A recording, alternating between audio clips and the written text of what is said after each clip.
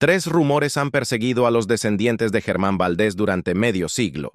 El primero asegura que su testamento tenía una sola frase y dejó a 4 hijos en un limbo legal. El segundo afirma que más del 90% de sus películas cambiaron de dueño sin que nadie en su familia lo supiera. El tercero señala que una hija rompió el silencio y dijo algo que ningún estudio quiso confirmar públicamente. Son rumores que, cuando se colocan juntos, plantean la pregunta que México lleva años evitando. ¿Qué pasó realmente con los hijos de Tintán y cómo se transformó su apellido en una carga tan inesperada? Quédate, porque en unos minutos conocerás la admisión que reescribió la historia de la dinastía. Si este tipo de relatos te interesan, suscríbete y activa la campanita. Cada apoyo ayuda a rescatar historias que estuvieron a punto de perderse en bodegas, archivos olvidados y contratos que nadie quiso revisar a tiempo.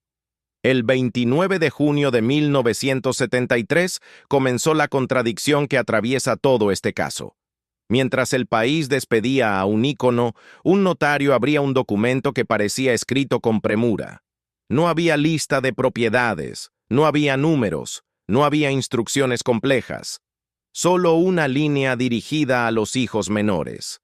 Esa hoja, tan breve como inquietante, se convirtió en la chispa que revelaría décadas de acuerdos confusos, papeles extraviados y beneficios que viajaron por caminos que ningún heredero conocía.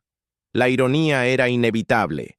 El hombre que llenó salas sin descanso dejó un cierre administrativo que parecía una invitación al caos. A partir de ese momento, la familia comenzó a descubrir que la obra de su padre estaba esparcida como piezas de un rompecabezas que alguien había tirado al suelo sin aviso. Empresas con nombres distintos conservaban rollos, copias, fragmentos o negativos. Algunas transmisiones se realizaban sin registro completo. Otras aparecían vinculadas a contratos donde las fechas parecían moverse como arena fina. El desconcierto crecía porque la figura pública de Tintán seguía intacta. El conflicto estaba en la trastienda. Es como ver una fachada luminosa mientras, detrás del escenario, las cuerdas están a punto de romperse. En ese territorio incierto, apareció una presencia que marcaría el rumbo de todo el proceso. Rosalía Valdés. La hija menor había crecido rodeada de cámaras, música y personajes que parecían surgidos de un sueño. A los 15 años perdió a su padre, y lo que para muchos fue una despedida nacional. Para ella fue el inicio de una vida donde los recuerdos personales se mezclaban con interrogantes legales. Su infancia la preparó sin querer para un papel que pocas personas habrían aceptado. Sabía cómo se movía el medio, conocía la forma en que se producían las películas y entendía el valor de un documento archivado. Esa combinación la colocó, casi sin proponérselo, en el centro de una batalla silenciosa. Mientras sus hermanos buscaban estabilidad lejos del espectáculo, Rosalía comenzó a revisar los expedientes que lograban recuperar. Lo que encontró nunca fue simple. Había contratos incompletos, acuerdos que mencionaban términos vagos y copias deterioradas de películas que alguna vez fueron parte de la memoria colectiva. Cada hallazgo planteaba una nueva duda. ¿Quién había autorizado ciertas transmisiones? ¿Por qué faltaban páginas en documentos clave? ¿Qué motivó que tantas obras terminaran fuera del control familiar? Estas preguntas no eran un reclamo, sino una ruta para entender el origen del problema. Esta etapa marcó el principio de un proceso que la acercaría tanto a oficinas gubernamentales como a viejos estudios donde se guardaban rollos sin identificar. Fue ahí donde surgió la primera revelación concreta. Varias películas de Tintán llevaban años proyectándose bajo acuerdos que no estaban registrados en los archivos de la familia. Esa información cambió la manera en que Rosalía entendió el caso y también evidenció que el conflicto tenía un alcance mayor del que imaginaban. Lo que vendría después no solo complicaría aún más la historia, sino que abriría un episodio que nadie estaba preparado para enfrentar. Durante una revisión que parecía rutinaria, Rosalía recibió una carpeta que contenía copias antiguas de transmisiones televisivas. Nada fuera de lo común, hasta que encontró una anotación escrita a mano con tinta desvanecida. Decía que ciertas películas habían sido cedidas de forma temporal, pero el documento no aclaraba quién autorizó esa cesión ni en qué términos debía renovarse. Esa ausencia de detalles abría un vacío enorme, porque un acuerdo sin fecha límite podía convertirse, en la práctica, en una cesión indefinida. Esa línea, tan corta como enigmática, fue la primera señal de que la familia enfrentaba algo más complejo que simples omisiones administrativas. Rosalía compartió este hallazgo con sus hermanos, quienes lo recibieron con una mezcla de incredulidad y resignación. Muchos de ellos habían vivido alejados del medio, buscando trabajos estables y evitando la exposición pública que acompañaba al apellido. Para ellos, volver a revisar el pasado era remover inquietudes que creían superadas. Sin embargo, entendieron que ese pequeño rastro podía ayudar a reconstruir una parte de la historia que nunca se les había explicado. Ese gesto de escucha marcó uno de los pocos momentos en que toda la familia pareció coincidir en una misma dirección. Mientras avanzaban estas investigaciones, Rosalía recordaba episodios de su infancia que adquirían otro significado. Los sets improvisados, las noches donde su padre trabajaba hasta tarde y las discusiones sobre presupuestos ahora se veían con una luz distinta. Comprendió que el oficio de su padre, tan celebrado por el público, había estado rodeado de acuerdos frágiles. La industria en esos años funcionaba más por confianza que por contratos rigurosos. Esa realidad explicaba, en parte, por qué décadas después la familia debía examinar cada papel con tanto cuidado. Nada estaba perdido por mala intención, pero mucho había quedado expuesto por descuido. Este proceso coincidió con otro capítulo importante en la vida de Rosalía. Al mismo tiempo que analizaba documentos, su carrera artística se encontraba en pleno crecimiento. Recibía propuestas para telenovelas, proyectos musicales y papeles que la posicionaban como una figura joven y prometedora. Sin embargo, este ascenso profesional se vio interrumpido por un cansancio profundo que ella misma explicó años después. Dijo que el medio tenía un brillo que seducía desde lejos, pero que de cerca mostraba un ambiente competitivo donde el apoyo era frágil.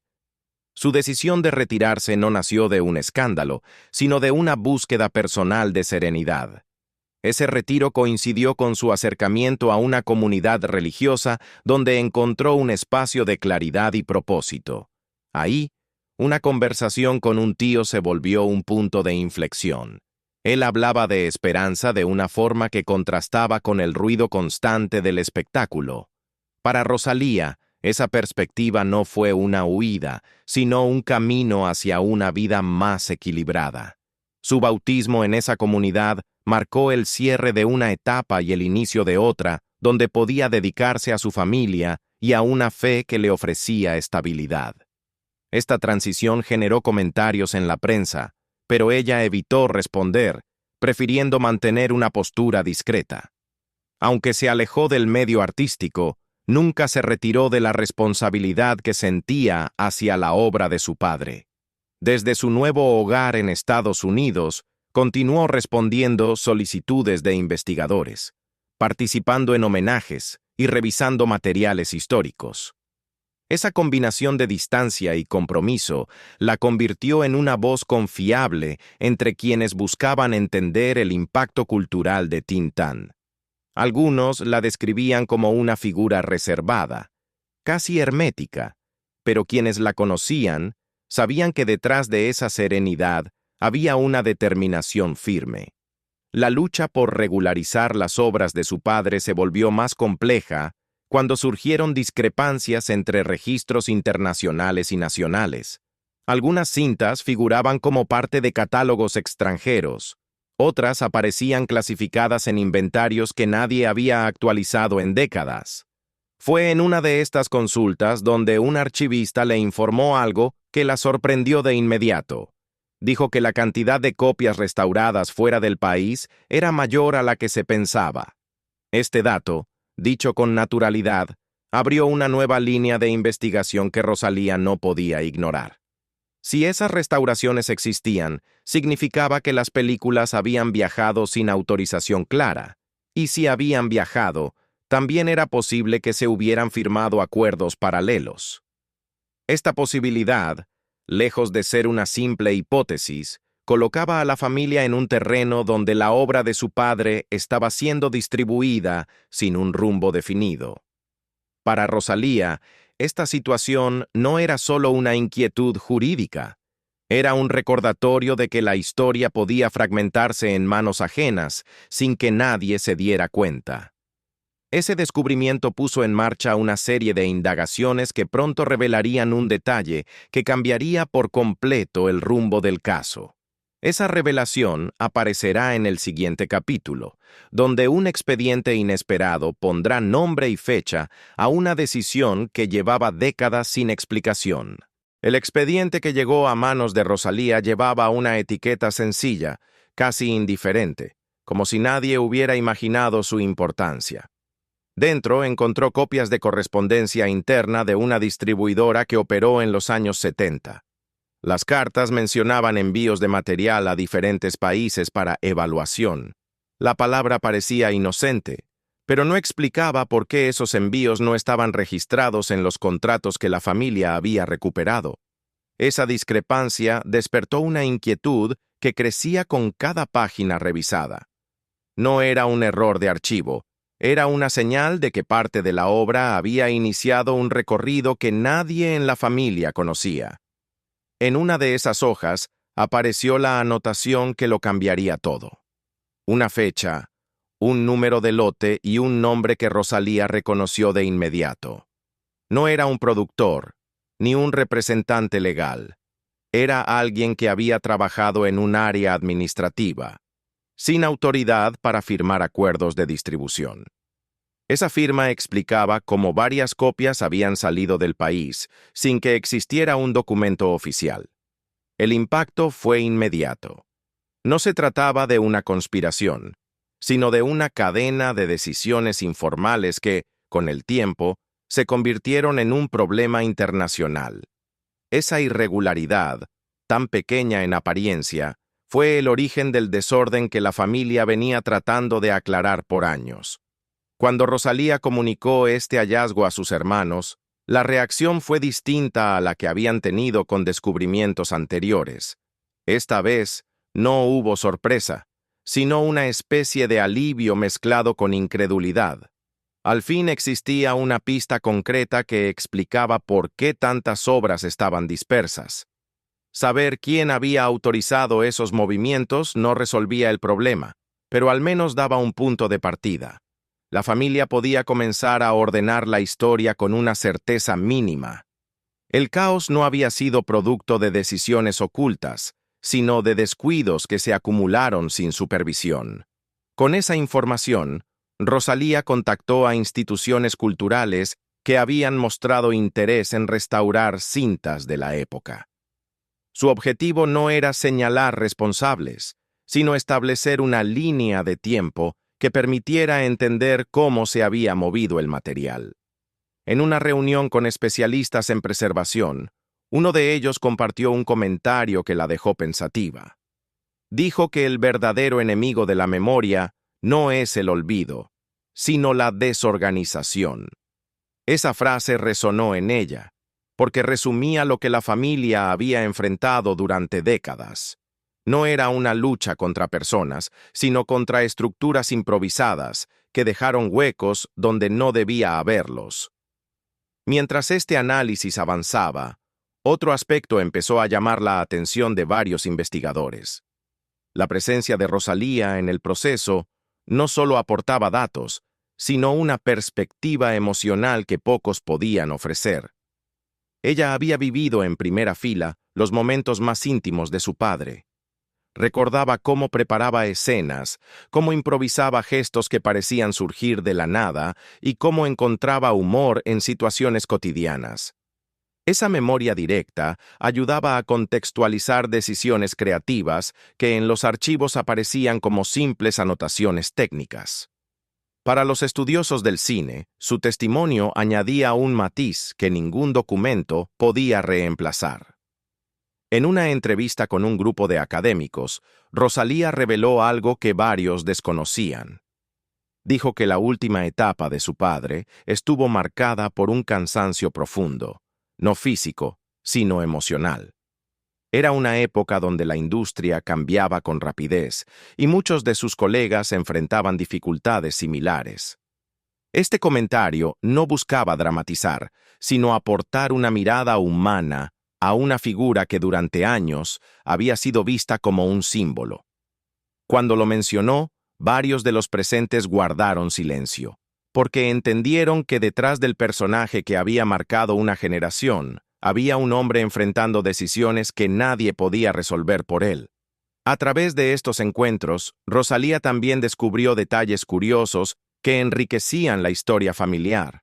Uno de ellos provenía de un trabajador de un viejo estudio que afirmaba haber visto a Tin Tan ensayar diálogos usando objetos cotidianos, como si transformara una habitación común en un escenario improvisado.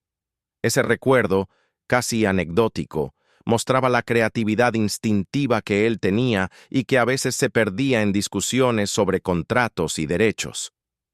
Para Rosalía, estas historias no eran simples adornos. Eran recordatorios de la esencia que trataba de proteger en medio de procedimientos que parecían no tener fin.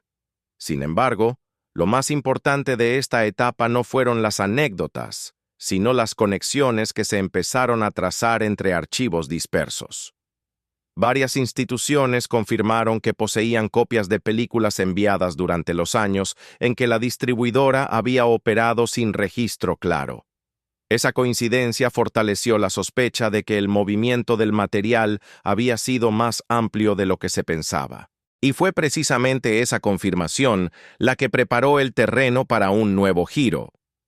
Un organismo internacional envió una comunicación donde aseguraba tener documentos que podrían aclarar el origen de varias copias digitalizadas.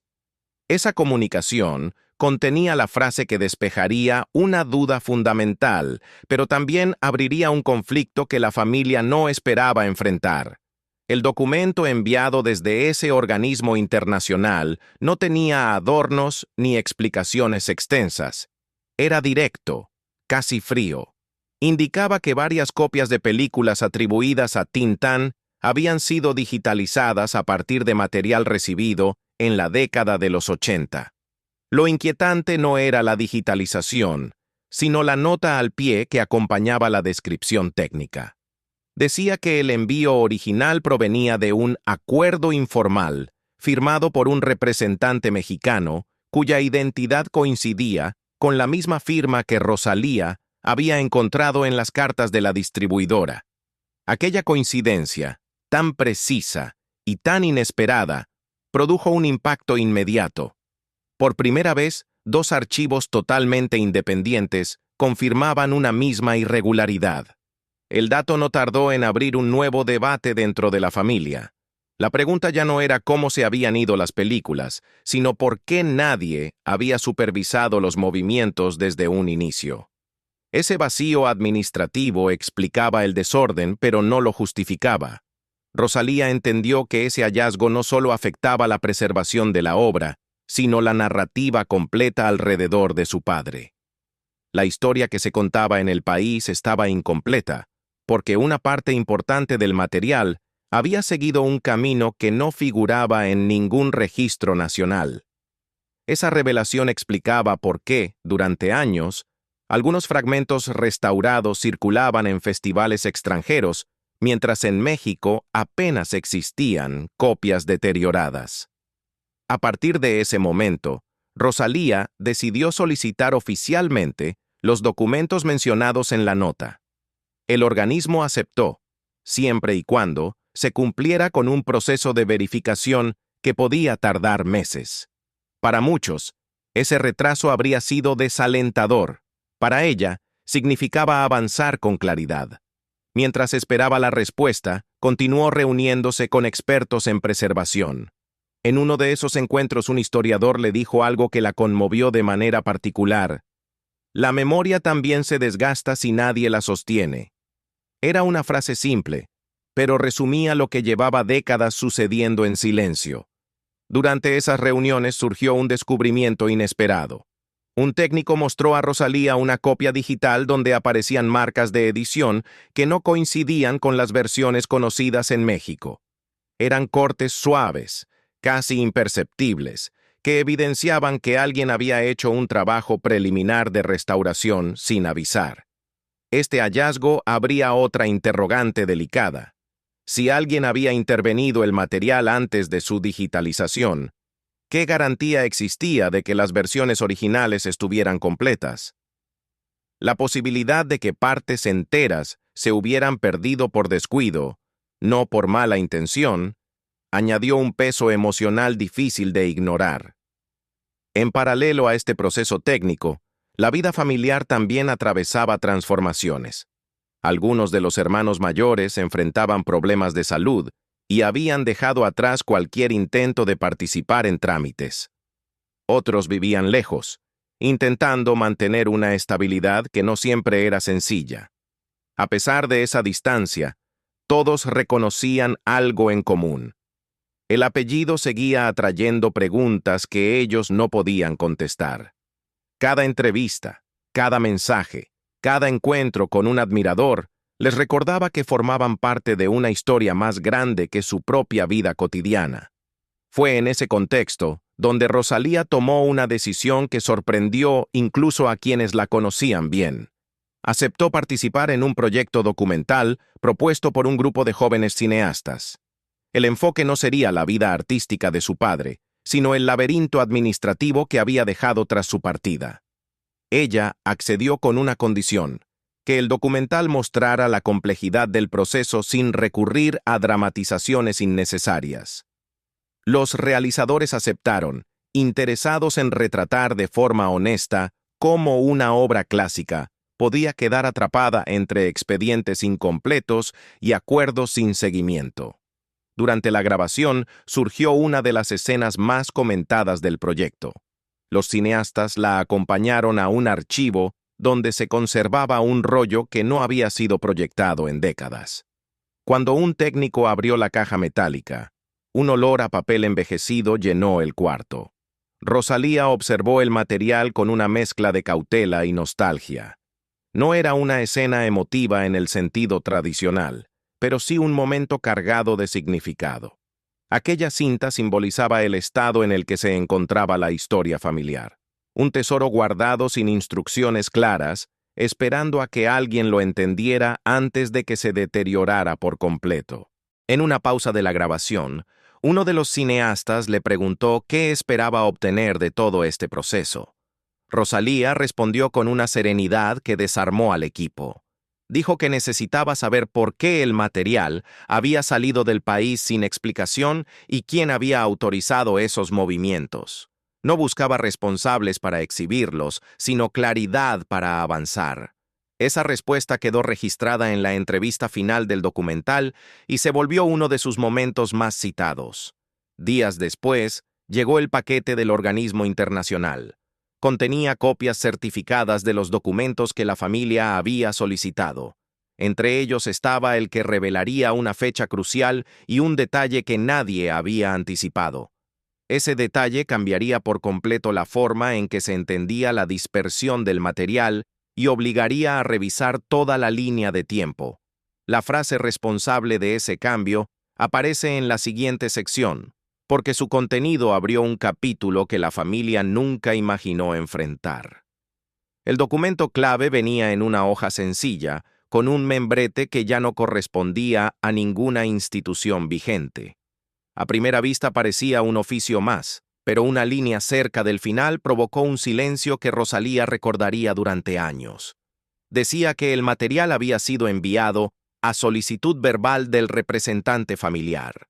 Esa frase, tan breve como desconcertante, ponía en duda todo lo que la familia creía conocer. ¿Quién había emitido esa supuesta solicitud? ¿En qué contexto? ¿Con qué autoridad? La palabra verbal convertía el acuerdo en algo imposible de rastrear con precisión. Era una puerta abierta a la confusión, donde cualquier interpretación podía sostenerse sin pruebas contundentes. Rosalía analizó el documento con atención, buscando nombres conocidos. La firma que aparecía al pie era de una persona que había colaborado con la familia durante un periodo corto, alguien que había prestado apoyo administrativo en los años posteriores a la muerte de Tintán. Ese vínculo explicaba la presencia del nombre, pero no justificaba la magnitud de la decisión. Esa firma, estampada sin mayores formalidades, se había convertido en la llave que permitió que varias películas cruzaran fronteras sin que nadie lo advirtiera. El descubrimiento no generó enojo, sino una mezcla de sorpresa y resignación. Era la evidencia de que un gesto aparentemente pequeño había tenido consecuencias enormes. A partir de ese momento, la investigación ya no consistía en especular hipótesis. Existía un documento que señalaba un punto de origen.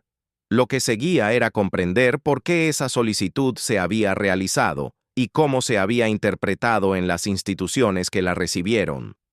Rosalía solicitó una entrevista con el organismo que había conservado el material digitalizado.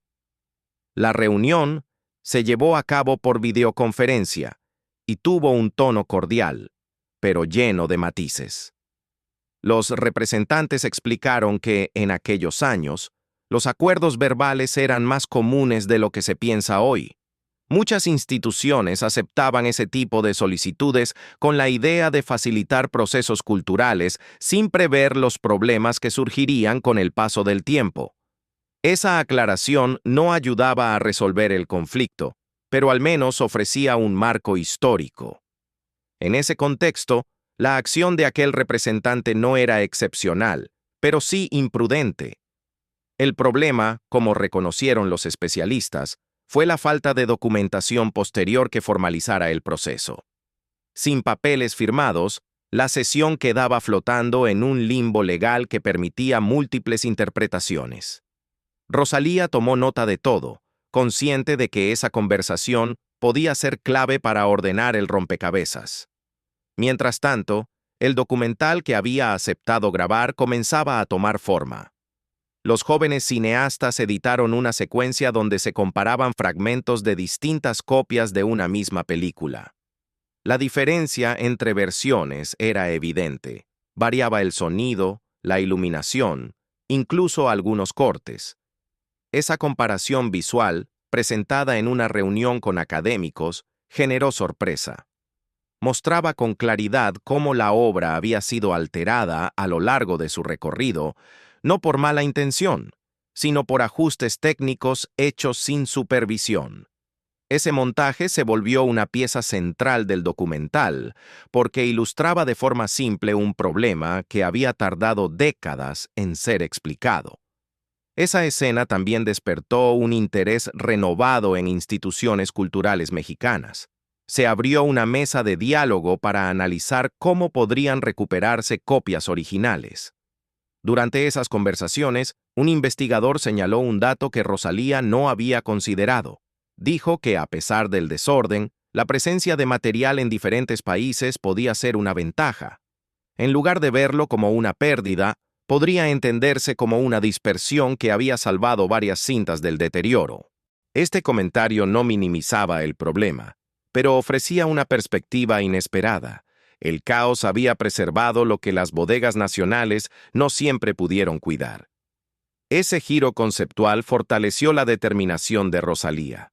A partir de ese momento comenzó a trabajar con especialistas en catalogación para crear una lista consolidada de todas las versiones existentes. Era un trabajo meticuloso que requería paciencia, porque cada coincidencia y cada diferencia entre copias contaba una historia distinta. Mientras realizaba esta labor, recibió un mensaje de uno de los cineastas que participaba en el documental. Le informó que habían encontrado un rollo en un acervo privado que mencionaba un título alternativo de una película que ella creía perdida. Esa posibilidad, remota pero real, encendió un entusiasmo que contrastaba con el ritmo pesado del trabajo legal. La existencia de ese rollo no estaba confirmada, pero abría la puerta a una búsqueda más amplia. Si un material considerado perdido podía aparecer en una colección particular, ¿cuántos más podrían estar guardados en lugares insospechados?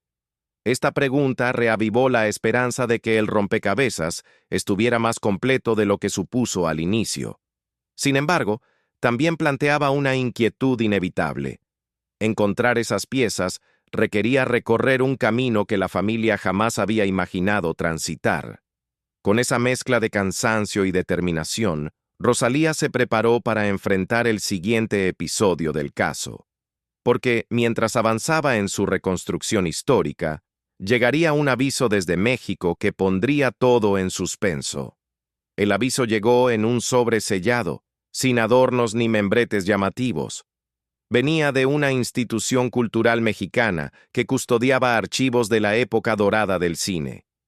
Al abrirlo, Rosalía encontró una notificación que establecía que varios rollos atribuidos a Tintán estaban en riesgo de deterioro avanzado. El mensaje era claro: si no se tomaban medidas inmediatas, parte del material podría perderse para siempre. Esa advertencia no era solo un recordatorio técnico, era una declaración dura sobre el estado en que había quedado la obra de su padre después de décadas sin un seguimiento adecuado. Rosalía entendió el peso del documento apenas terminó de leerlo. Por años, había escuchado que algunas cintas estaban dañadas, pero esta era la primera vez que una institución reconocía por escrito la urgencia de actuar. Para cualquier familia, habría sido un golpe emocional inmediato. Para ella, también era la confirmación de que la dispersión de los materiales no solo había generado problemas legales, sino que había puesto en riesgo la existencia misma de las películas. La ironía era inevitable. En un país que aún recordaba al Pachuco como un referente, parte de su obra estaba a punto de desvanecerse sin que nadie pudiera detenerlo.